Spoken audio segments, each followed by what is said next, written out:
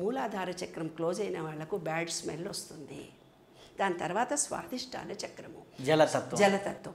జలతత్వం ఏదైతే ఉందో జలమే ఈ విశ్వంలో 72% ఉంది, మనలో కూడా 72% వాటర్ ఉంది. ఈ జలతత్వం అనే దాంట్లో 72% నీరున్నది కదా. నీటిలో ఒక ప్రత్యేకత ఉందండి, అది నేను విశ్వరహస్యాలు అందరికీ ఓపెన్గా చెప్పేశాను. మరి పెద్దలు గురువులు దాని ఆంతర్యం దాచిపెట్టుంటారు, నేను ఓపెన్గా చెప్పేశాను. వాటర్కు మెమరీ ఉంటుంది.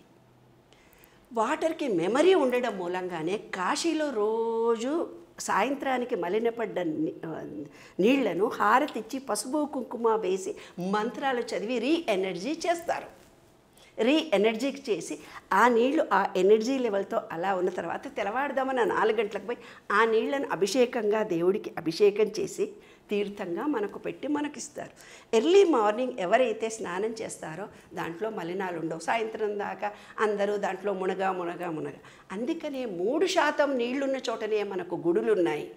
నీళ్లు లేకుండా గుడి ఎక్కడ లేదు అంటే ఆ గుడిలో పవర్ లేదు, నీళ్లలో పవర్ ఉంది, నీళ్లకు ఎనర్జీ ఉంది. ఎలాగంటే ఎవరైనా మన వాళ్ళు తీర్థం ఇచ్చి ఒక్క చుక్క నీ చేతిలో పోసి అకాల మృత్యుహరణం సమస్త దుర్తం, ఆ ఒక్క చుక్కకే నీకు పవర్ వచ్చిందా? కాదు.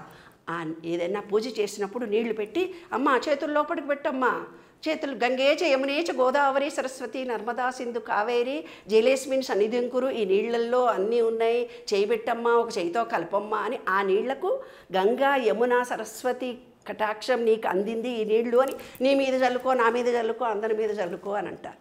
తర్వాత కలశం పెట్టి పూజ చేసుకున్న వాళ్ళు అంటారు, అమ్మో కలశం పెట్టి పూజ చేసినవే ఆరగింపు ఇవి అని మన పెద్దోళ్ళు బెదిరించారు. ఏం లేదు నాన్న, ఆ నీళ్ళు ఇల్లంతా మన కోరిక చెప్పుకున్నాం, మనం మంత్రాలను చదివాం. ఈ మంత్రాలు బీజాక్షరాలు అంటే ఏంటో చెప్పనా నాన్న?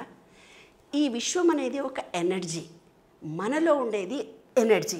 ఈ ఎనర్జీకి ఆ ఎనర్జీకి కనెక్షన్ కలపడానికి, అంటే మీకు సెల్ ఫోన్కో ఛార్జింగ్ పెట్టుకోవడానికి నాకు చిన్న పిన్ను కావాలి, పెద్ద పిన్ను కావాలి, ఇంకో పిన్ను కావాలి అంటావు.